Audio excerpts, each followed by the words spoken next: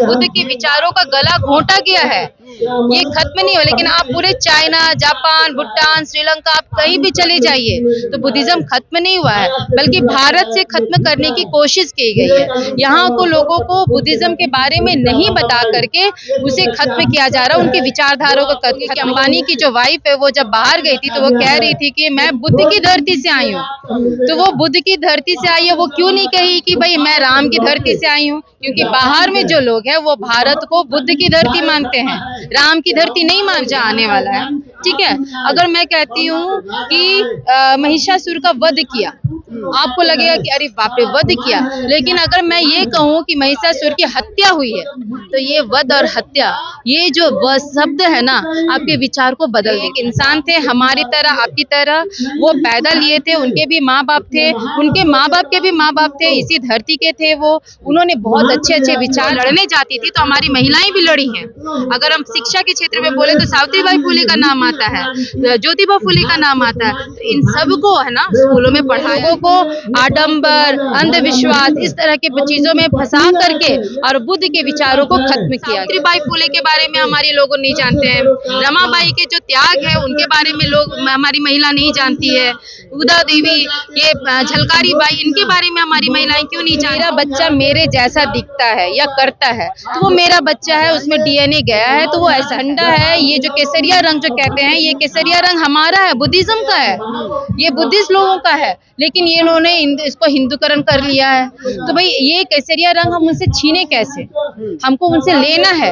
ये केसरिया रंग बुद्धिज्म का निशानी था, तो हमें उनसे बात समझ नहीं पा रहे हैं कि यहाँ के जो मूल निवासी है वो हिंदू है ही नहीं, लेकिन आप कितना समझाइएगा। लेकिन अब जो है बाबा साहब को लोग बहुत जान रहे हैं, उनको स्टडी करने के बाद हमें पता चल रहा है कि हमारा इतिहास का क्या रहा। आज आप पटना के गांधी मैदान में आए हुए, क्या कुछ हम लोगों को?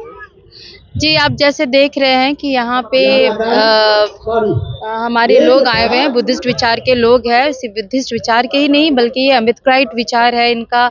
और बाबा साहब ने जिस तरह से हमें बताया कि यहाँ के जो मूल निवासी है, जो भारत के मूल निवासी है वो बुद्धिस्ट थे। आप सिंधु घाटी सभ्यता को देखेंगे तो वो बुद्धिस्ट थे। पहले वो ने जब आर्यंस यहाँ आए उनको हराया और फिर यहाँ के मूल निवासियों को शूद्र बनाया। बाद में वही बुद्धिस्ट जो थे शूद्र बन गया, और शूद्र के बाद अब वो बाबा साहब के शेड्यूल कास्ट में आ रहे हैं। Schedule caste SC ST OBC जो है वो बने हैं। तो एक्चुअली में हम सब बुद्धिस्ट थे, और आज जो हमारा महाबोधि टेम्पल है जो बौद्ध गया में है, उसे हम चाहते हैं कि जो बुद्धिस्ट जो परिवार है, पूरे इस देश के जो बुद्धिस्ट लोग हैं वो चाहते हैं कि वो यहाँ के जो बुद्धिस्ट है उनके हाथ में आए। क्योंकि अभी जो कमिटी है उसके मेंबर जो है वो बुद्धिस्ट नहीं है, वो ब्राह्मण है या फिर किसी और विचारधारा के लोग हैं वहाँ पर। तो हम चाहते हैं कि जो असल में जो महाबोधि टेम्पल के जो रहे हैं, जो जिनका अधिकार होना चाहिए उनका होना चाहिए, और हम वो महाबोधि टेम्पल को बहुत अच्छे तरीके से चला सकते हैं। हमारे जो लोग हैं वो हमारा विरासत है, हम उसे बहुत अच्छे तरीके से चला सकते हैं। तो ये हमारा मांग है लोगों से और सरकार से कि वो हमारे लोगों के हाथ में दिया जाए। आज जो है कौन लोग हैं वहाँ पे? आप खुद ही आप देख लीजिए कि जब से हमारा देश आजाद हुआ है उसके बाद से महाबोधि टेम्पल पे किसका अधिकार है। आप जब उठाएंगे तो उसके मेंबर को आप देख लीजिए कि मेंबर कौन बने हैं। तो हमारे लोग तो उसमें मेंबर है ही नहीं। अभी भी आप प्रेजेंट में आप देखिए तो हमारे मेंबर है ही नहीं उसमें। तो भाई हमारे मेंबर क्यों नहीं है? तो यही वो डिमांड है। हम यहाँ से स्टेज से, इस प्रोग्राम से हम ये डिमांड करते हैं सरकार से और लोगों से भी कि आप जागरूक हो और हमारी जो विरासत है वो हमारे लोगों के हाथों में सौंपा जाए, जो उसके असल अधिकार रखते हैं उस विरासत के, उसके हाथों में दिया जाए। तो यही डिमांड। एक लंबे समय के बाद, एक लंबे अरसे के बाद देश का आजादी हुए, लगभग जो 1947 में आजादी मिला था, उसके बाद आज आप लोग जो है इस चीजों को मांग कर रहे हैं। तो क्या लगता है कि मांग मिल पाएगा? देखिए, बाबा साहब कब हमें बताया था कि ये जो यहाँ के जो एबोरिजिन्स है, जो मूल निवासी है, वो हिंदू नहीं है। उन्होंने कब बताया था? आज तक हमारे लोग ये बात समझ नहीं पा रहे हैं कि यहाँ के जो मूल निवासी है वो हिंदू है ही नहीं। लेकिन आप कितना समझाइएगा। लेकिन अब जो है बाबा साहब को लोग बहुत जान रहे हैं। उनको स्टडी करने के बाद हमें पता चल रहा है कि हमारा इतिहास का क्या रहा है। तो उस इतिहास को जानने के बाद आज हम सब यहाँ पहली बार एकजुट एकजुट हुए हैं और हम आगे भी डिमांड करते रहेंगे, ये सरकार से मांग करते रहेंगे कि जो हमारा जो विरासत है वो हमारे जो अपने लोग हैं उनके हाथों में दिया जाए। तो लोग कम क्यों मानते हैं, आखिर क्या ऐसा है? बुद्धिज्म खत्म नहीं हुआ है। बुद्धिज्म आप देखिए भारत से खत्म किया गया है। हमारे लोगों को मारा गया है, हमारे लोगों को खत्म किया गया है, बुद्ध के विचारों का गला घोंटा गया है। ये खत्म नहीं हुआ, लेकिन आप पूरे चाइना, जापान, भूटान, श्रीलंका आप कहीं भी चले जाइए तो बुद्धिज्म खत्म नहीं हुआ है, बल्कि भारत से खत्म करने की कोशिश की गई है। यहाँ को लोगों को बुद्धिज्म के बारे में नहीं बता करके उसे खत्म किया जा रहा है, उनके विचारधाराओं को खत्म किया जा रहा है। लेकिन फिर भी यहाँ के लोग, आप अभी एक घटना देखे ही होंगे कि अंबानी की जो वाइफ है वो जब बाहर गई थी तो वो कह रही थी कि मैं बुद्ध की धरती से आई हूँ। तो वो बुद्ध की धरती से आई है, वो क्यों नहीं कही कि भाई मैं राम की धरती से आई हूँ? क्योंकि बाहर में जो लोग हैं वो भारत को बुद्ध की धरती मानते हैं, राम की धरती नहीं मानते हैं। तो ये बात हमारे लोगों को अब तक सबसे बड़ी चीज है कि हमारे लोगों को शिक्षा से दूर रखा गया। क्यों? क्योंकि जब लोग शिक्षित होंगे तो अपने इतिहास को जानेंगे, वो आगे पीछे सारे चीजों को जान करके समझ करके कोई विचार रखते हैं ना। शिक्षा का यही एक बहुत बड़ा फायदा है। तो हमारे लोगों को शिक्षा से इसलिए दूर रखा गया कि हम जाने नहीं, और हमारे लोग जान नहीं पाते हैं। और जब जानते भी है तो मीडिया और बाकी लोगों का आप आसपास देखिए तो आप देखिएगा कि मंदिर ही मंदिर है, लोग उसी में पूजा पाठ किए जा रहे हैं। तो ये जो है ना, मतलब हम कह सकते हैं कि बुद्धिज्म का गला दबाया जा रहा है। ये जो जितना भी आप देखिए यहाँ पे जो झंडा है, ये जो केसरिया रंग जो कहते हैं, ये केसरिया रंग हमारा है, बुद्धिज्म का है, ये बुद्धिस्ट लोगों का है। लेकिन ये इन्होंने इसको हिंदूकरण कर लिया है। तो भाई ये केसरिया रंग हम उनसे छीने कैसे? हमको उनसे लेना है। ये केसरिया रंग बुद्धिज्म का निशानी था, तो हमें उनसे लेना है। तो उसी तरह से महाबोधि टेम्पल पे जो इन्होंने कब्जा किया है, हमें उनके हाथ से लेना है। कहा जाता है मैडम कि गौतम बुद्ध जो है 10वें अवतार है विष्णु जी के, इसमें ये बिल्कुल गलत है। अवतार जो शब्द है ये बिल्कुल गलत है। अवतार जैसे शब्द पर किसी भी हमारे लोगों को विश्वास नहीं करना चाहिए। ये आप अवतार का मतलब अगर दिमाग से सोचिए, इस शब्द का क्या मतलब होता है, क्या मतलब आप समझते हैं? तो अवतार तो एक बहुत ही गलत शब्द है, जिससे आपको भ्रम पैदा किया जाता है। आप एक शब्द और मैं कहता हूँ कि अभी दुर्गा पूजा आने वाला है, ठीक है? अगर मैं कहती हूँ कि महिषासुर का वध किया, आपको लगेगा कि अरे बाप रे वध किया। लेकिन अगर मैं ये कहूँ कि महिषासुर की हत्या हुई है, तो ये वध और हत्या, ये जो शब्द है ना, आपके विचार को बदल देता है। कहीं ना कहीं शब्द में अंतर। तो अवतार जो है ना, आपके भ्रम पैदा करने के लिए कि अगर मेरा बच्चा मेरे जैसा दिखता है या करता है तो वो मेरा बच्चा है, उसमें डीएनए गया है तो वो ऐसा है, ठीक है? अगर आप मेरे परिवार से जुड़े नहीं, आप मेरे बेटे नहीं है, मेरे डीएनए में नहीं है, लेकिन आप मेरे विचार से प्रभावित होकर मेरे विचार को मानते हैं, तो वो भी एक विचार का है। तो आप मेरा अवतार कैसे हो सकते हैं? मैं आपके विचार को एक्सेप्ट कर रही हूँ, उसे मानती हूँ। तो अवतार जैसे शब्द जो है ना, वो बिल्कुल गलत शब्द है। तो उसमें आप भ्रमित ना हो। ये ऐसे लोगों को, मतलब आपको भ्रमित करने के लिए, आपके इतिहास को खत्म करने के लिए इस तरह के शब्दों का इस्तेमाल किया जाता है। तो ऐसा बिल्कुल गलत है, हम इसे नहीं मानते हैं। बुद्ध एक इंसान थे, हमारी तरह, आपकी तरह। वो पैदा लिए थे, उनके भी माँ बाप थे, उनके माँ बाप के भी माँ बाप थे, इसी धरती के थे वो।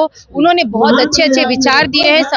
ये सामाजिक जो हम कहते हैं ना कि सोशल एजुकेशन, वो है उनका। उन्हें सोशल एजुकेशन की तरह उनको अगर पढ़ा जाए ना, तो हमारा जो इतना जो क्राइम हो रहा है, लोगों में जो इतना गुस्सा है, या फिर आप कह सकते हैं कि एक सोशल जो है ना सिस्टम को वो चेंज कर देगा, अगर बुद्धिज्म को सही तरीके से बच्चों को बताया जाए तो इसीलिए बुद्धिज्म बहुत एक अच्छा विचार है, जिसे हमारे लोगों को समझना है। और खासकर हमारे मूल निवासी जब बुद्धिज्म को पढ़ेंगे, जानेंगे, तो उन्हें अपना इतिहास पता चलेगा कि कितना गौरवान्वित हमारा ये रहा, इतिहास रहा है क्या मैम? थोड़ा सा ये बता दीजिए। बुद्धिज्म को आप एक छोटे से चीज में नहीं कर सकते। बस मैं इसे एक कहूंगी कि एक साइंटिफिक सोच है। आज अगर हम विदेश जाते हैं तो जो भी जितने भी बड़े बड़े साइंटिस्ट हुए हैं या जो भी है, वो सब बुद्धिज्म के ही विचारों को अलग अलग तरीके से पेश करते हैं। तो ये बुद्धिज्म जो है ना, जब आप जीवन को जीने की शैली को साइंटिफिक तरीके से सोचिएगा, उसे एक मानवीय अधिकार में उसे मूल्यांकन करते हुए आगे बढ़िएगा, तो वही बुद्धिज्म है। इससे ज्यादा कुछ नहीं। ना इसमें कोई पूर्व जन्म है, ना आगे का जन्म है, ना इसमें किसी तरह की कोई क्राइम करने के आप किसी शिक्षा दी जाती है, आपको बहुत सही तरीके से जीवन जीने का एक तरीका बताया जाता है, जिसे हमारे लोगों को पढ़ना बहुत जरूरी है। विदेश में देख रहे हैं कि बुद्धिज्म का जो है डंका बोलता है, कई देश जो है बुद्धिज्म को बहुत ज्यादा फॉलो करता है, लेकिन जिस देश से स्टार्ट हुआ उस देश आज भी बहुत पीछे है। इस पे क्या कहिएगा? यही तो आपसे हम लोगों को बताना चाहते हैं, आखिर ऐसा क्या कारण हुआ कि बुद्ध यहाँ जन्मे, यहाँ शिक्षा प्राप्त किए, उनके यहाँ ज्ञान प्राप्त हुआ, यहीं पे उनका परिनिर्वाण हुआ, लेकिन आज बुद्ध के बारे में ही हमारे लोग नहीं जानते हैं। आज आप जाइए, बौद्ध गया में ही जाइए, महाबोधि टेम्पल के अगल बगल आप जाइए तो वहाँ कितने मंदिर है, कितने सारे मंदिर बन गए हैं, क्योंकि वहाँ के लोगों को, हमारे लोगों को पता नहीं है कि बुद्ध कौन है, क्या है, उनके विचार क्या है, तो इसे खत्म किया गया है। इसी बात को आपको समझना है कि किस तरह से षड्यंत्र के तहत हमारे लोगों को आडंबर, अंधविश्वास, इस तरह के चीजों में फंसा करके और बुद्ध के विचारों को खत्म किया गया। लेकिन मैं अपने जो साथी, जो देश है, जो हमारे नेबर जो है, चाइना, जापान और श्रीलंका, जो हमारे जो पड़ोसी देश है, उन्होंने इसे बुद्धिज्म को ये बना के रखा और आज हमारे पास वापस इस चीज को ला रहे हैं। तो इसके लिए मैं पड़ोसी देश को भी बहुत बहुत धन्यवाद बोलती हूँ कि उन्होंने इस विरासत को बचा कर रखा है। तो आज हमारे लोग जान रहे हैं, तो हमारे लोगों को इसी में समझना चाहिए कि कितना बड़ा गौतम बुद्ध भी जो है सनातन थे। नहीं, ये बिल्कुल गलत है। कोई कहता है राजपूत था, कोई कहता है सनातन थे, तो कोई कुछ कहते हैं। एक्चुअली वो भी हमारी तरह मूल निवासी थे, वो यहीं के निवासी थे, यहीं के जो लोग थे, वो एक अपने, जैसे कि शुरू में देखेगा कि वही किसी न किसी तरह से अपने एरिया को, मतलब राज्य को संभालना है, तो वो वहाँ पे जो कबीला का जो मुखिया रहा, जो राजा उस वक्त रहे, जिन्हें हम राजा शब्द से इस्तेमाल करते हैं, तो उनके बेटे थे। तो ये राजपूत जो शब्द है ना, जो कहते हैं कि राजपूत रहे हैं या क्षत्रिय रहे हैं, तो ये बिल्कुल गलत शब्द है। ये लोगों को ना भ्रमित करने के लिए है। तो ये राजा के बेटे भले ही रहे, लेकिन ये मूल निवासी रहे हैं, यही के मूल निवासी थे। कहा जाता है कि साफ तौर पर ब्राह्मण थे। नहीं, बिल्कुल ब्राह्मण नहीं थे ये। अब लोगों को यही तो मैं बताना चाह रही हूँ कि बुद्धिज्म को हमारे लोगों को एक नए तरीके से पढ़ना होगा। आपको ब्राह्मणों की किताबों को प्लीज छोड़ना होगा, चाहे वो किसी भी तरह का हो। हमारे लोग भी अब लिख रहे हैं, पढ़ रहे हैं, अपने इतिहास के बारे में काफी किताबें ला रहे हैं।